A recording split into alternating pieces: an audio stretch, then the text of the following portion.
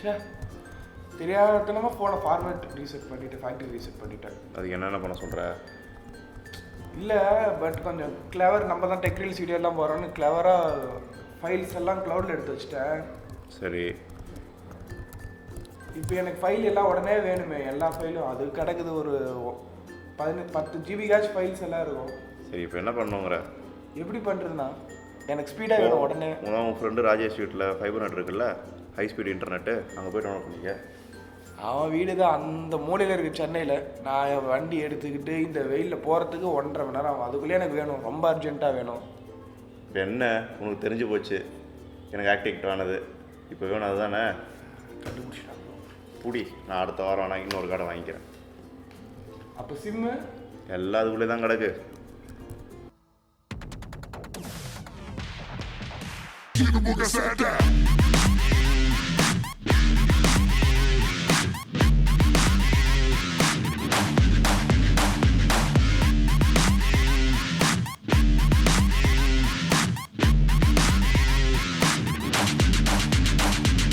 அவன் 4G ஃபோனோட drift பண்ண போயிட்டான்.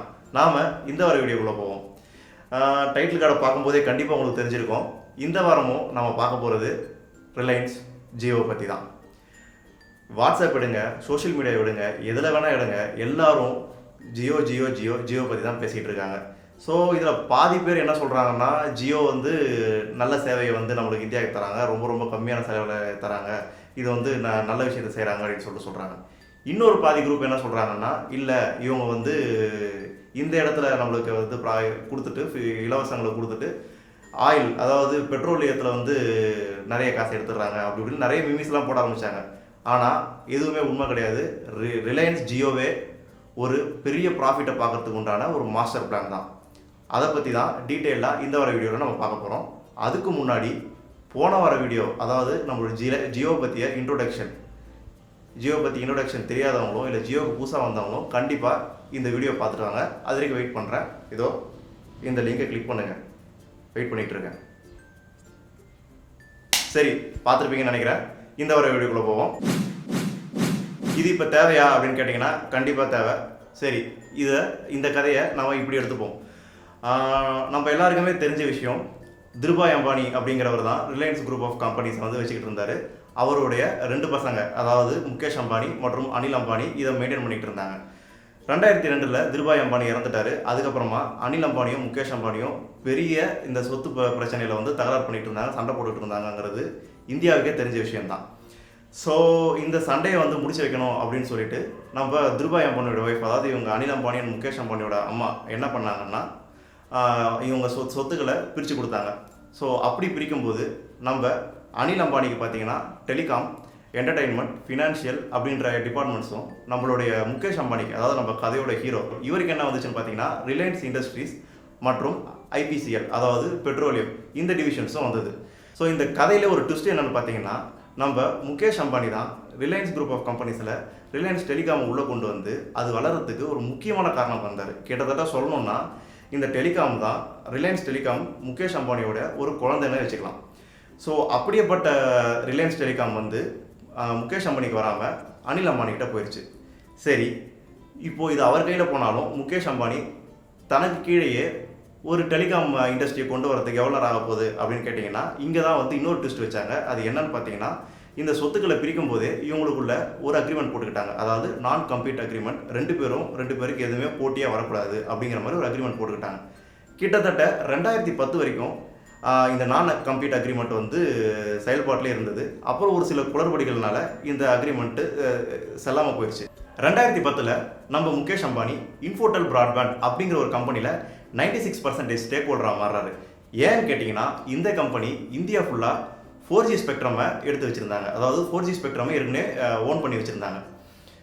இதுதான் ஒரு முக்கிய காரணம் இவர் இன்ஃபோடெல் பிராட்பேண்ட்ற கம்பெனியை வாங்குறதுக்கு.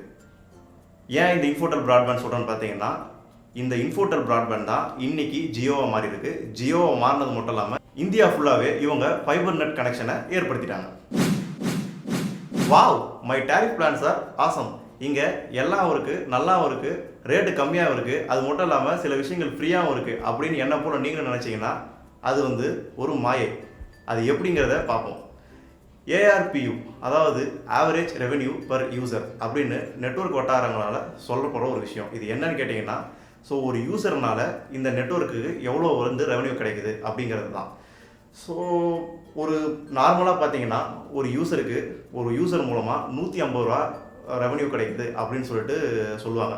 இதுதாங்க ஆவரேஜ். இதுவே நீங்கள் 250 ரூபாய்க்கு மேலே செலவு பண்ணிங்கன்னா நீங்கள் ஹை வேல்யூ கஸ்டமராக கருதப்படுவீங்க. வாவ், அப்போ நானும் ஹை வேல்யூ கஸ்டமரா? நீ மட்டும் இல்லை, எனக்கு தெரிஞ்ச எல்லாருமே கிட்டத்தட்ட ஹை வேல்யூ கஸ்டமர் தான். சரி, ஸோ இது எப்படி வந்து இதை ஏன் வந்து இந்த இன்ஃபர்மேஷன் நான் உங்களுக்கு சொல்கிறேன் அப்படிங்கிறத பற்றி பார்ப்போம். இப்போ முதல்ல நம்ம ரிலையன்ஸ் ஜியோவோட டேரிஃப் பிளானை பார்ப்போம். இந்த டேரிஃப் பிளானில் பார்த்தீங்கன்னா முதல்ல நம்மளுக்கு இருக்கிறது என்னென்னு பார்த்தீங்கன்னா 149 rupees. ஸோ இதுக்கு முன்னாடி சின்ன டேரிஃப் பிளான்ஸ்லாம் இருக்குது, அதெல்லாம் இப்போதைக்கு நம்ம விட்டு தள்ளுவோம். இவங்க மெயினாக காமிச்சதுலேருந்து பார்ப்போம். ஸோ 149 அதுலேருந்து 5000 அப்படின்ற அமௌண்ட் வரைக்கும் இருக்கிறத பார்க்க போகிறோம். ஸோ 149 இப்போ இங்கேயே நம்ம ஏஆர்பியூன்னு சொன்னாங்க இல்லையா, இதை ரீச் பண்ணிட்டோம். ஸோ ரிலையன்ஸ் எந்த விதத்துலையும் எந்த யூசர்ட்டையும் நஷ்டம் அடைய போகிறதில்ல. நார்மலாகவே எந்த நெட்வொர்க் நீ இருந்தாலும் நீங்கள் பேசுகிற calls plus SMS plus roaming இது மூணுத்துக்கும் சேர்த்து ஒரு ஆவரேஜாக வர 150 ரூபாயை இவங்க முதல் டேரிஃப் பிளான், இவங்களோட பேஸ் டேரிஃப் பிளான்லேயே இவங்க சம்பாதிக்க ஆரம்பிச்சிட்டாங்க. இந்த 149 ரூபாய் எடுத்து விட்டுருவோம். ஸோ இந்த டேரிஃப் பிளானில் நீங்கள் எதை சூஸ் பண்ணுவீங்க? நீ எதை சூஸ் பண்ணுவ? என்ன கேட்டிங்கன்னா எனக்கு கன்வீனியண்ட்டாக 499 அது சூஸ் பண்ணிப்பேனே. ஸோ இப்போ நீங்கள் பார்த்தீங்கன்னா இவரே 499 சொல்லியிருக்காருன்னா 499 மோஸ்ட் ஆஃப் த யூசர்ஸ் நான் கேட்ட வரைக்கும் எல்லாருமே 499 தான் சொல்கிறாங்க. ஸோ அந்த ஹை வேல்யூ கஸ்டமர் ரேஞ்சை எல்லாருமே ஈஸியாகவே அட்டைன் பண்ணிடுவாங்க. இங்கே ஏன் அந்த சின்ன பிளான்ஸை பற்றி லைக் இந்த 19 ரூபா பிளான் அதை பற்றிலாம் நான் பேச வேண்டாம் அப்படின்னு சொல்லிட்டு சொன்னேன்னா இது எந்த விதத்துலையும் யூஸ் ஆக போகிறது கிடையாது. மேபி இருங்க, உங்களுக்கு நான் இன்னொரு எக்ஸாம்பிள் சொல்கிறேன். நீங்கள் 499 கொடுத்து டேட்டா வாங்குறீங்க, என்ன 4GB டேட்டா வாங்கியிருக்கீங்க. எக்ஸாம்பிள் எடுத்துப்போம், நீங்கள் இது வந்து 4G இல்லைங்களா, ஸோ ரொம்ப ஃபாஸ்ட்டாகவே உங்களோட டேட்டா வந்து செலவாகிட்டே போகுது. ஸோ இப்படி போகும்போது ஒரு 15லேருந்து 20 நாளுக்குள்ளேயே நீங்கள் உங்கள் 4GB டேட்டாவை காலி பண்ணிட்டீங்கன்னு வச்சுப்போம். சரி, நான் பண்ண மாட்டேன் நீங்கள் சொல்கிறீங்கிறது புரியுது, நம்ம ஒரு எக்ஸாம்பிள் வச்சுப்போம், நீங்கள் காலி பண்ணிட்டீங்க அப்படின்னு வச்சுப்போம். இப்போ உங்களுக்கு டேட்டா வேணால் நீங்கள் என்ன பண்ணுவீங்க? ஸோ வேறு வழியே இல்லை, நீங்கள் இந்த சின்ன பேக்ஸை ஆட் ஆனால் போட்டால் மட்டும்தான் உங்களுக்கு வந்து நெட் பேக்கேஜை நீங்கள் கண்டினியூ பண்ண முடியும். ஸோ என்ன ஆகுது அப்படின்னு பார்த்தீங்கன்னா, நீங்கள் சின்ன வேல்யூ ஆஃப் டேட்டா யூஸ் பண்ணுறதுக்காகவே நிறைய செலவிடுற மாதிரி சுச்சுவேஷனுக்கு நீங்கள் தள்ளப்படுறீங்க. ரொம்பவே முக்கியமாக நீங்கள் 4 ஜிபிக்கு மேலே டேட்டா யூஸ் பண்ணுற பர்சனாக இருக்கீங்க அப்படின்னு வச்சுப்போம். உங்களுக்கு வேறு வழியே கிடையாது, நீங்கள் 999 மட்டும்தான் ரீசார்ஜ் பண்ணி ஆகணும். நீங்கள் இந்த டேரிஃப் பிளான்ஸை ரொம்ப தெளிவாக பார்த்தீங்கன்னா இவங்க இந்த 499லேருந்து 999 வரைக்கும் எந்த ஒரு டேரிஃப் பிளான்ஸ் நடுவில் வைக்கவே இல்லை. இது வாண்டடாகவே தான் பண்ணப்பட்டிருக்கு. ஸோ ஃபார் எக்ஸாம்பிள் ஒரு 6GB இல்லை 5.5 GB அது மாதிரி யூஸ் பண்ணுற யூசர்ஸ் யாராக இருந்தாலும் அவங்க 1000 ரூபா வரைக்கும் ரீசார்ஜ் பண்ணி தான் ஆகணும், வேறு வழியே கிடையாது. அப்புறம் இன்னொரு விஷயம், இதில் எத்தனை பேர் நீங்கள் கவனிச்சிங்க அப்படிங்கிறது தெரியல. ஸோ ஒவ்வொரு டேரிஃப் பிளானும் பார்த்தீங்கன்னா எத்தனை நாள் வேலிடிட்டின்னு பார்த்தீங்கன்னா 28 days வேலிடிட்டி. ஸோ இந்த 28 டேஸை நம்ம ஒரு சின்ன கால்குலேஷன் போட்டு பார்ப்போம். ஸோ நம்மளுக்கு இருக்கிற 365 days டிவைடட் பை 28 அப்படின்னு போட்டோம்னா கிட்டத்தட்ட 13 தடவை நீங்கள் ரீசார்ஜ் பண்ணுற மாதிரி இருக்கும். ஸோ உங்கள் பில்லிங் சைக்கிள் பார்த்தீங்கன்னா 12 தடவைக்கு பதிலாக 13 தடவை இருக்குது. ஸோ வருஷத்துக்கு நீங்கள் 12 தடவைக்கு ரீசார்ஜ் பண்ணுறதுக்கு பதிலாக 13 தடவைக்கு ரீசார்ஜ் பண்ணுவீங்க. இதுதான் இதுக்குள்ளே இருக்கிற ஒரு சின்ன சீக்ரெட். சரி, அதுதான் எனக்கு வாய்ஸ் கால்ஸ் ஃப்ரீயாக தராங்களே, ஃபுல்லாக அன்லிமிட்டெட் வாய்ஸ் கால்ஸ் ஃப்ரீயாக தராங்களே அப்படின்னு நீங்கள் கேட்டிங்கன்னா அங்கே தான் நம்ம முகேஷ் அம்பானி ஏன் 4G LTE OLTE அப்படி மாதிரி டெக்னாலஜிஸை சூஸ் பண்ணாரு அப்படிங்கிற சூச்சமே இருக்குது. ஒரு நிமிஷம் என்னமோ ஓல்டி பற்றிலாம் பேசுன மாதிரி இருந்துச்சு. ஆமாம், ஓல்டி பற்றி தான் பேச போகிறோம். அப்போ நான் தான் ஓல்டி பற்றி அடுத்த சாப்டரில் பேசுவேன். அதான் போன வாரம் பேசுனீங்க. அது போன வாரம், நான் சொல்கிறது இந்த வாரம். சரி போ, பேசி தொலை. ஸோ இந்த தேர்ட் சாப்டரில் நாம் ஓல்டி பற்றி பார்க்க போகிறோம். நான் ஓல்டி பற்றி போன வாரம் சொல்லியிருந்தேன், பட் இருந்தாலும் அது இன்னும் டீட்டெயிலாக சொல்லலாம் இந்த வீடியோவில் நான் ஆசைப்படுறேங்க. ஓல்டி பற்றி தெரிஞ்சதுக்கு முன்னாடி ஓல்டிக்கு முன்னாடி இருந்த 2G and 3G பற்றி நம்ம கொஞ்சம் கண்டிப்பாக தெரிஞ்சுக்கணும். ஸோ இப்போ நம்ம வந்து 3 கிளாசிஃபிகேஷனாக பிரிச்சுக்கலாம், 2G 3G 4G. ஓகேங்களா? இப்போ 2G 3G 4G எல்லாத்துலேயுமே இந்தியாவில் பார்த்தீங்கன்னா வாய்ஸ் கால்லாம் உங்களுக்கு பேக்கெட் ஸ்விட்சிங்னு சொல்லுவாங்க. அதாவது உங்கள் 2 கால் பண்ணிங்கன்னா உங்களோட ஒரு எண்ட்லேருந்து இன்னொரு 2 எண்டுக்குமே ஒரு டெடிகேஷன் லைன் இருக்கும். இதனால தான் என்ன ஆச்சுன்னா 2Gலலாம் உங்களுக்கு வந்து கால் சில டைம் கனெக்டே ஆகாது, ஏன்னா நம்பர் ஆஃப் லைன்ஸ் ரொம்ப கம்மியாக இருக்கும், அதனால உங்களுக்கு கால் கிடைக்காம இருக்கலாம். பட் 3Gல பேண்ட்வித் அதிகமாக உங்களுக்கு நம்பர் ஆஃப் லைன்ஸ் அதிகமாச்சு, உங்களுக்கு கால் கனெக்ஷன் அதிகமாக கிடச்சிச்சு. இப்போ 4Gலையும் அதே தான் பண்ண போகிறாங்க, சாரி இந்தியாவில் அதே தான் பண்ணிட்டு இருக்கிறாங்க அப்படின்னு கேட்டிங்கன்னா அது இன்னும் கன்ஃபார்மாக சொல்ல முடியல. ஏன்னா எக்ஸிஸ்டிங் 4G இருக்கிற ஏர்டெலும் ஐடியா என்ன பண்ணிட்டு இருக்காங்கன்னா, நீங்கள் கால் பண்ணீங்கன்னா உங்களுக்கு 4G சிம்பிள் அப்படின்ற இந்த சிம்பிள் வந்து போயிட்டு உங்களுக்கு ஆட்டோமேட்டிக்காக 3Gல எப்படி கால் கனெக்ட் ஆகுமோ அதே மாதிரி உங்களுக்கு வந்து பேக்கெட் சுவிட்சிங் மூலமாக 3Gல கால் கனெக்ட் ஆகிடும். நான் போன வீடியோலேயே சொன்ன மாதிரி உங்களுக்கு 3Gல வாய்ஸ் கனெக்ட் ஆச்சுன்னா உங்களுக்கு வந்து ஏஎம்ஆர் ஃபார்மேட்டில் தான் உங்களுக்கு கால் போக போகுது.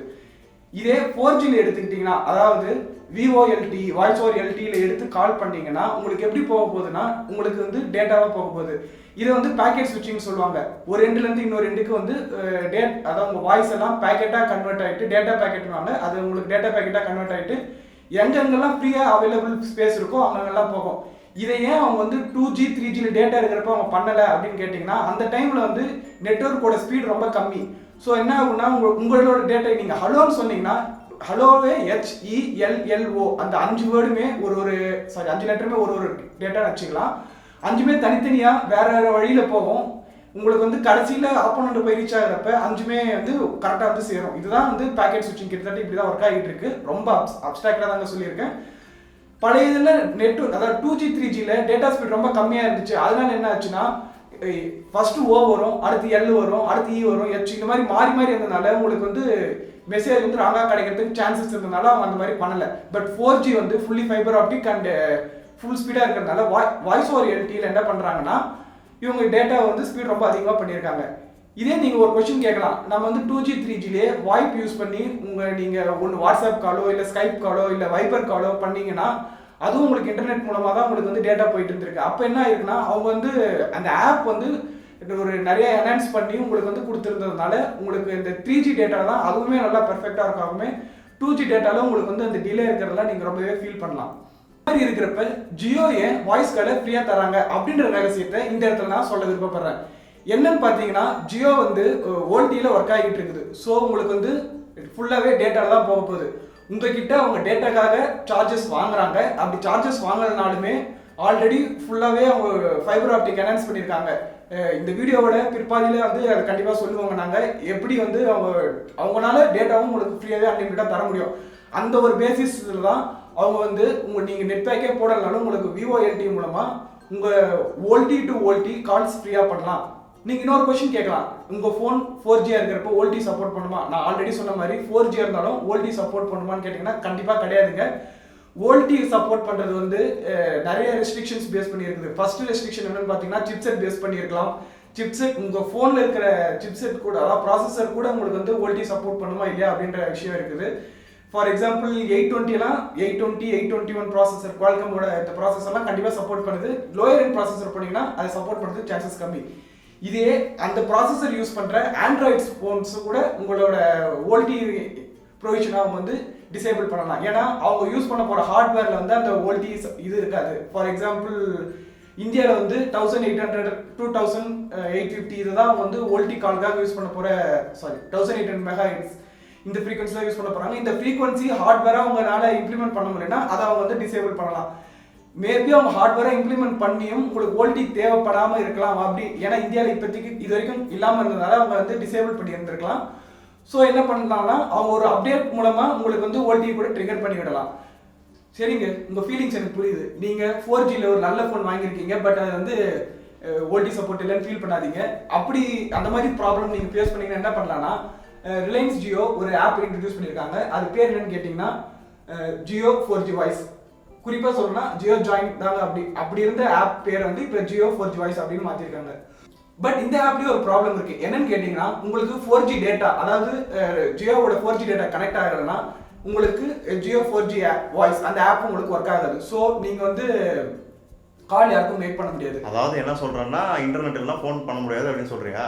ஆமாங்க, இப்போதைக்கு அப்படிதான் கண்டிஷன் அப்படிதான் இருக்குது. மேபி அவங்க வந்து இந்த கண்டிஷன் அவங்க வந்து என்ஹான்ஸ் பண்ணி ஃபியூச்சரில் இன்டர்நெட் இல்லைனாலும் பரவாயில்ல இந்த ஆப் யூஸ் பண்ணிங்கன்னா உங்களுக்கு வந்து OLT சப்போர்ட் பண்ணுற மாதிரி கால் பண்ணலாம் அப்படின்னு அவங்க வந்து பண்ணாலும் பண்ணலாம். பட் அதுக்குள்ளே நீங்கள் வந்து OLT ஃபோன் வாங்கிறது நல்லதுன்னு நாங்கள் சொல்ல விருப்பப்படுறோம். அப்படின்னா என் ஃபோனில் வந்து இன்டர்நெட் ஒர்க் ஆகலாம் 4G கால் போகாதுங்கிற இது அப்படியே தான் இருக்குமா? இது இதெல்லாம் சரி பண்ணுறதுக்கு என்ன வழி இருக்கா? தெரியலைங்க, எங்களுக்கு இது வரைக்கும் தெரியல. எங்களுக்கு தெரிஞ்சால் கண்டிப்பாக உங்களுக்கு தெரியப்படுத்துகிறோம். உங்களுக்கு தெரிஞ்சாலும் கண்டிப்பாக எங்களுக்கு தெரியப்படுத்துங்க. என்ன பண்றது, நானே ஒரு 4G ஃபோன் வாங்கிட்டு அது ஓல்டி சப்போர்ட் இல்லை, நானும் ஜியோ ஜாயின் தான் யூஸ் பண்ணிட்டு இருக்கிறேன். ஓகே, இன்னும் முக்கியமாக இன்னொரு விஷயத்த சொல்ல வந்துட்டேன். என்னன்னு கேட்டிங்கன்னா, நீங்கள் ஓல்டி டு ஓல்டி கால் பண்ணிங்கன்னா உங்களுக்கு வந்து எந்த ஒரு கால் ட்ராப்பும் இல்லாமல் இப்போ ரிலையன்ஸ் ஜியோவில் கால் வந்து ஃப்ரீக்வெண்ட்டாக போயிட்டே இருக்குது. உங்களுக்கு வந்து வாய்ஸ் ரொம்ப கிளாரிட்டியாக இருக்கிறது. ஸோ ஓல்டி டு ஓல்டி கால் என்னன்னு சொல்கிறாங்கன்னா ஹை டெஃபினிஷன் கால், MP3 போகிறதுனால ஹை டெஃபினிஷன் கால்னு சொல்கிறாங்க, நல்லா கிளாரிட்டியாக இருக்குது. இதே நீங்கள் வந்து ஒரு ஓல்டி டு நான் ஓல்டி அதாவது 3G ஃபோனுக்கு கால் பண்ணீங்கன்னா அந்த ஒரு இன்டர்னலாக ஒரு கன்வர்ஷன் நடக்கணும். அந்த கன்வர்ஷன்ல இப்போ கொஞ்சம் ப்ராப்ளம் ஃபேஸ் பண்ணிட்டு இருக்காங்க ஜியோ. அது என்ன ப்ராப்ளம்னு தெரியல. அதனால உங்களுக்கு வந்து ஃபர்ஸ்ட் டைம்லேயே உங்களுக்கு வந்து கால் வந்து கனெக்ட் ஆகணும் இல்லை, உங்களுக்கு லேட்டர் அதாவது நீங்கள் 4-5 தடவை ட்ரை பண்ணீங்கன்னா அந்த கன்வர்ஷன் டிலேல உங்களுக்கு கால் கிடைச்சாலும் கிடைக்கிறதுக்கு சான்சஸ் நிறையவே இருக்குது. ஓ, அதனால தான் நான் என்னுடைய ஃப்ரெண்ட்ஸுங்களுக்கு ஃபோன் பண்ணும்போது 3-4 தடவை ட்ரை பண்ண போகிற கால் போதா? ஆமாங்க. ஸோ நீங்கள் வந்து இப்போதைக்கு ஃபீல் பண்ணுறவங்கன்னா அந்த ஜியோ வந்து அதில் ஒர்க் பண்ணிட்டு இருக்கிறதா நாங்கள் சர்வீஸ் சென்டர் சர்வீஸுக்கு கால் பண்ணுறப்பையும் அவங்க அதெல்லாம் சொன்னாங்க. ஃபியூச்சரில் இந்த ப்ராப்ளம்லாம் சால்வ் ஆகும்னு நினைக்கலாம். இந்த ஓல்டி டு 3Gக்கு வந்து ஒரு பெஸ்ட் எக்ஸாம்பிள் என்னன்னு கேட்டிங்கன்னா, நீங்கள் ஸ்கைப் யூஸ் பண்ணி ஸ்கைப்பில் கிரெடிட் கொடுத்து நீங்கள் வந்து உங்கள் ஃப்ரெண்ட்ஸுக்கோ இல்லை உங்கள் வீட்டுக்கோ நீங்கள் வந்து மொபைல் கால் பண்ணுறீங்க இல்லையா, அதே தாங்க. நீங்கள் என்ன அங்கே வாய்ஸ் ஓவர் இன்டர்நெட் போட்டோம், அதாவது வாய்ப்புலேருந்து ஃபோனுக்கு கால் பண்ணுறீங்க, இங்கே ஓல்டியிலேருந்து ஃபோனுக்கு கால் பண்ணுறீங்க. இந்த பதிவில் நாம ஓல்டி பற்றி பார்த்தோம். நான் வந்து ஓல்டி இல்லாமல் ஜியோட ஒரு முக்கியமான விஷயம் இருக்குது, அதை சொல்லணும்னு விருப்பப்படுறேன். என்னன்னு கேட்டிங்கன்னா, நீங்கள் ஜியோ சிம் வாங்கி ஆக்டிவேட் ஆன 24 ஹவர்ஸ்க்கு உங்களுக்கு வந்து 2GB டேட்டா தாங்க தராங்க. அதுக்கப்புறமா தான் அது அன்லிமிட்டடாக ஆக்டிவேட் ஆகுது. சப்போஸ் அந்த அன்லிமிட்டட் ஆக்டிவேட் ஆகாதவங்க என்ன பண்ணணும்னு கேட்டிங்கன்னா, நீங்கள் மைஜியோ ஆப் இன்ஸ்டால் பண்ணி அதில் நீங்கள் சைன்இன் பண்ணால் மட்டும்தான் உங்களுக்கு அந்த ஃபெசிலிட்டி அவங்க வந்து தராங்க. டே போதுண்டா, எவ்வளோடா பேசுவேன், போதும் விடு. டைட்டிலில் பார்த்த அதே கேள்வி தான் நான் திருப்பி கேட்க போகிறேன். உன்னையே கேட்குறேன், 1GB டேட்டா ரேட் என்ன? நம்ம தலைவர் சொன்ன மாதிரி 50 ரூபா. தலைவர் ஆகிட்டாரா? சரி, சந்தோஷம். 50 ரூபா. சரி, டேரிஃப் பிளானை திருப்பி எடு, முதல்ல இருந்து வருவோம். இங்கே பார்த்தீங்கன்னா 0.3GB, அதாவது 300 MB. 300 MBயோட ரேட் என்ன போட்டிருக்காங்க? 149. சரி, அப்படின்னா 149 ரூபானா 1GBயோட ரேட் என்ன? 550க்கு மேலே போகுது. 550லாம் இல்லை, கிட்டத்தட்ட 500 ரூபா. சரி, அடுத்த பிளானுக்கு வருவோம். ஸோ 499 கொடுத்து நீங்கள் ரீசார்ஜ் பண்ணும்போது 4GB நெட் 4GB தான். ஸோ 4GB இந்த கணக்குப்படி 1GBயோட ரேட் என்ன? 125 ரூபா வரும். ஓகே, இப்படியே எல்லாத்தையும் கால்குலேட் பண்ணி போப்போம். ஸோ நீயே பின்னாடியும் போட்டுரு, எப்படி இருக்குது அப்படின்னு சொல்லிட்டு நீயே கால்குலேஷன் பண்ணி போட்டுரு. நல்லா தெரியுதுங்களா? ஸோ ஜியோவோட மினிமம் 4G பிளான் ரேட் 66 ரூபா. ஸோ அவர் சொன்ன மாதிரி 50 ரூபாலாம் இல்லை. இந்த 66 ரூபாய்க்கும் நீங்கள் 1GB வாங்கணும் அப்படின்னா நீங்கள் 5000 ரூபாய்க்கு ரீசார்ஜ் பண்ணால் தான் உண்டு. எப்போ முடியல, ஆல்ரெடி ரீல் வந்து போச்சுங்கன்னா 10 நிமிஷத்துக்கு மேலே வீடியோ போயிட்டு இருக்குது.